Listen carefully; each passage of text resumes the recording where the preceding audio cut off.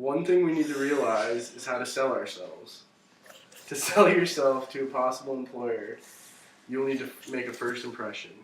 You need to catch your potential employer's eyes.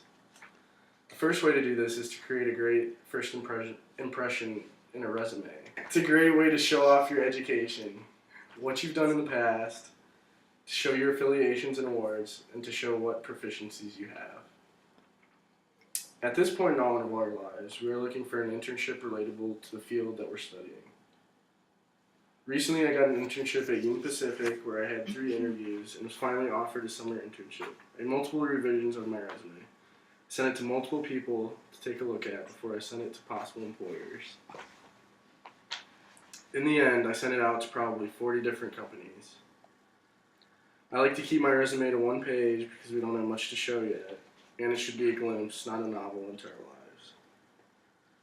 The first thing we need to do as resume builders is to create a header with our information.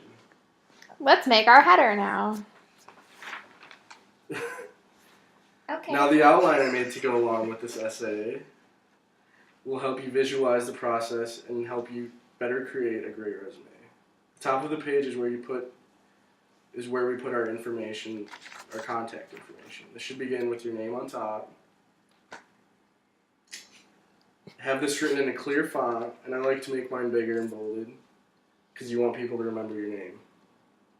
Under your name, you should include a line like mine to kind of separate and make it visually nice. You can add a line by hitting the dash 3 times and pressing enter, if you didn't know that. Under the name line, you should add the beginning of your address. The address is like a letterhead. So it begins with the name, the numbers, and then the street name. For example, 111 Leaf Street. Under your street address, you include the city, state, and zip code. For us, it would be Omaha, Nebraska, 68131. Note that you should probably write out the word Nebraska instead of NE because it looks more professional. Enter down 1 more line, and this is where you can start putting contact information.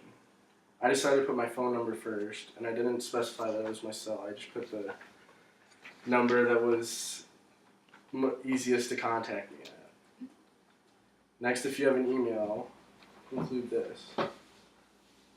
Next is the most important part of the resume, the objective. I like to write mine in cursive so it captures the person's attention. Write out the objective as what you were looking for. Keep it vague, but keep it directed in that you want them to know that you're looking for an internship in your field. After you write out the objective, highlight your education. Have education bolded and larger with the same triple dash line under it.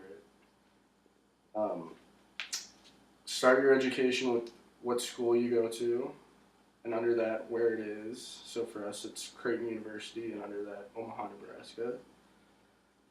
And then to the right of that, separate your expected graduation date. So for us, it's May 2015.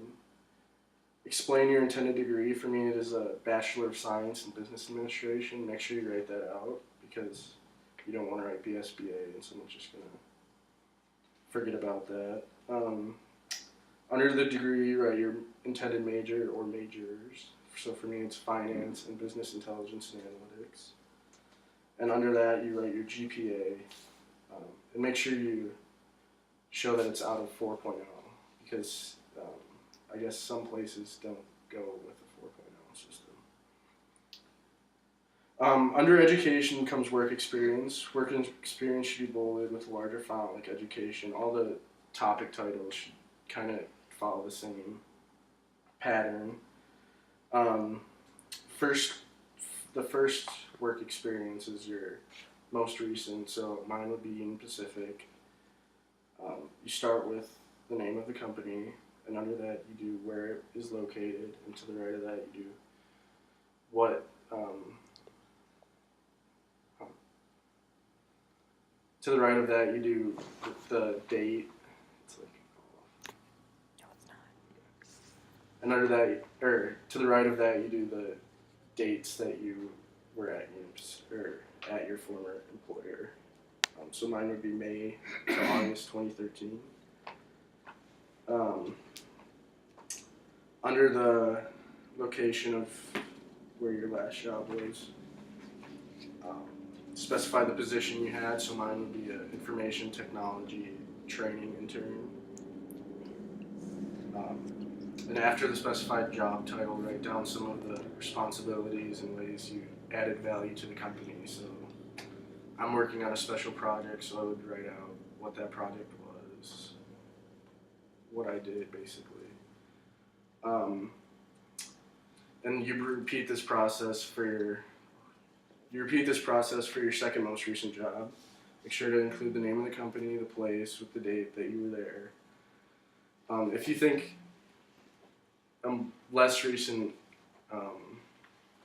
company would better fit this job, like if you're going into manual labor, I would put Gibraltar Landscape because I worked for a landscaping company. After your work experience follows awards and affiliations, you can call this anything you like, from activities, for example, or achievements, hobbies, clubs, etc. I would start with the most important, so I'm going to put Vice President of Alumni Relations for Alpha Kappa Psi. And then under that, I would write a little description of what I've done, or if I've attended a business conference related to it. And then under that, you would list other awards or affiliations you have within Creighton, or you kind of want to start avoiding high school ones because it's starting to get outdated and we're in college now. So try to focus on some college achievements. Once you finish the awards and affiliations, you move on to your last subject point, and this is the skills or proficiencies, as I like to call them. Remember to always keep the same, make it uniform, so bolded, topic, same font, same size, basically. And the skills, you want to highlight skills that could be useful to the company that you're applying for. So at Union Pacific, I'm proficient in Excel, and Access, and Word.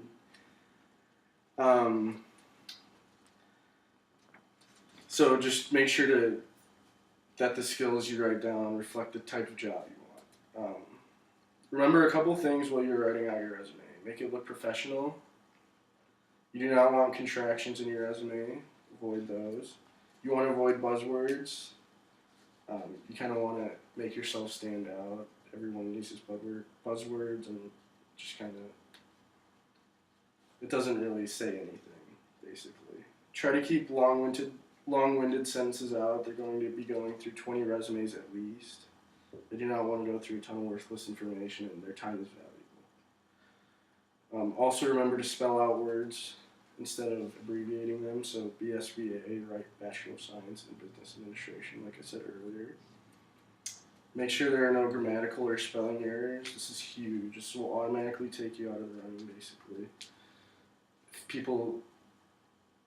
If people see grammatical or spelling errors, it sends an unprofessional vibe, basically. Make sure you have other people look at your resume to make sure there are none of these errors. The purpose of a resume is to give that person looking at it a glimpse of who you are. A well-rounded resume is a well-rounded person. 20 resumes with the same degree, the same GPA, you want to separate yourself. So make a good impression. A good resume will bring you interviews and get you that next step to a career. You guys have any questions? Yes. Could you give me an example of a buzzword so I can avoid it when I write my next resume? I was wondering the same thing. Innovative. Innovative. Okay. It doesn't really say anything besides. It's like a nothing word. It's a nothing word, basically. Okay. And one more question. Yes. Do you have to build a resume in this way? Can you maybe just format it a little bit differently as far as where you put the lines and what you bold, things like that? You can definitely format it differently. Just make sure it's uniform and it looks professional. this is just the sample. This is the one I use, so it's Okay. there's many different ways you can go work experience first and then education. But Okay, great. I think I really understand how to build a resume now. Yeah, me too. Thank you so much for Thanks, John. that You're demonstrative welcome. speech.